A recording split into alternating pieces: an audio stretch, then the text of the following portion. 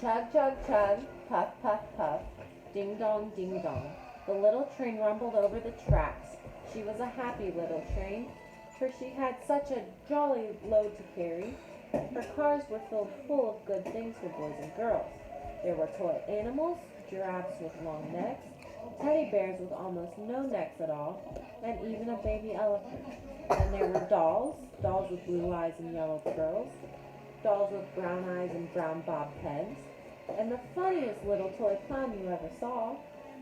And there were cars full of toy engines, airplanes, tops, jackknives, picture puzzles, books, and every kind of thing boys and girls could want. But that was not all. Some of the cars were filled with all sorts of good things for boys and girls to eat.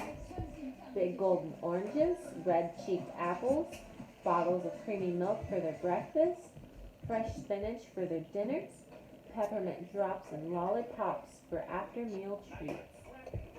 The little train was carrying all these wonderful things to the good little boys and girls on the other side of the mountain. She puffed along merrily, and all of a sudden she stopped with a jerk. She simply could not go another inch. She tried and she tried, but her wheels would not turn. What were all these good little boys and girls on the other side of the mountain going to do without the wonderful toys to play with and the good food to eat? Here comes a shiny new engine, said the funny little clown who jumped out of the train. Let us ask him to help us. So all the dolls and toys cried out together. Please, shiny new engine, won't you please pull our train over the mountain?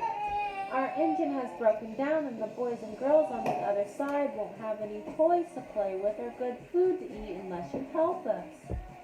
But the shiny new engine snorted. I pull you? I am a passenger engine. I have just carried a fine big train over the mountain with more cars than you ever dreamed of. My train had sleeping cars with comfortable berths, a dining car where waiters bring whatever hungry people want to eat, and parlor cars in which people sit in soft armchairs and look out of big plate glass windows. I pull the likes of you? Indeed not. And off we steam to the roundhouse where engines live when they are not busy.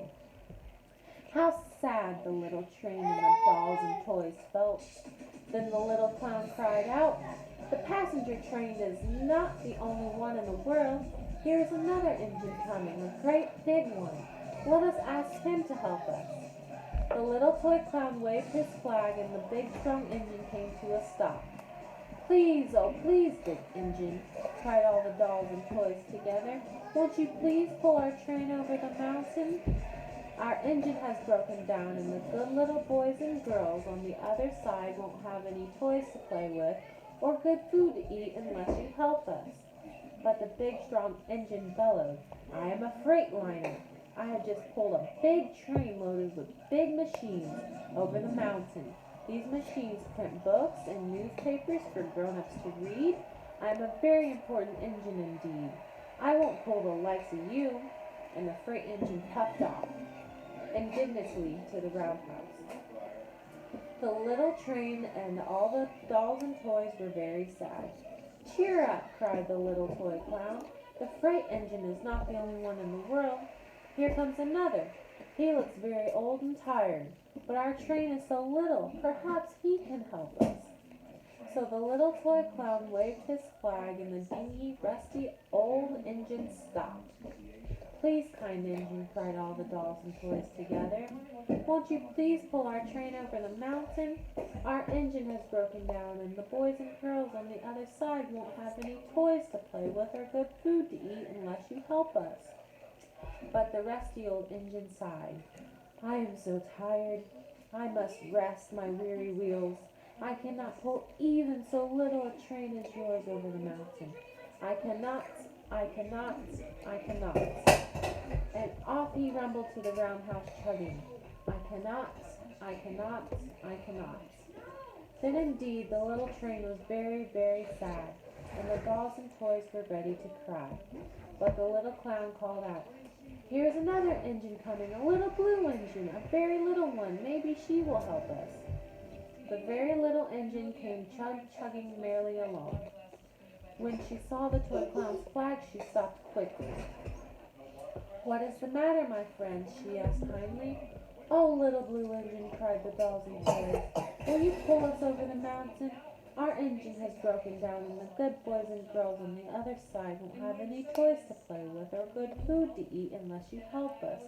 Please, please help us, little blue engine." "I'm not very big," said the little blue engine. "They use me only for switching trains in the yard. I have never been over the mountain." "But we must get over the mountain before the children awake," said the dolls and toys. The very little engine looked up and saw the tears in the doll's eyes, and she thought of the good little boys and girls on the other side of the mountain who would not have any toys or good food to eat unless she helped. Then she said, "I think I can, I think I can, I think I can," and she hitched herself up to the little train. She tugged and pulled and pulled and tugged, and slowly, slowly they started off. The toy clown jumped aboard, and all the dolls and the toys began to smile and cheer. Puff, puff, chug, chug went the little blue engine.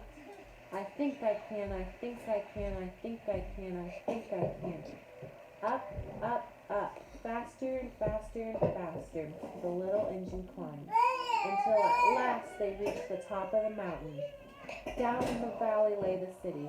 "Hooray! Hooray!" cried the funny little clown and all the dolls and toys.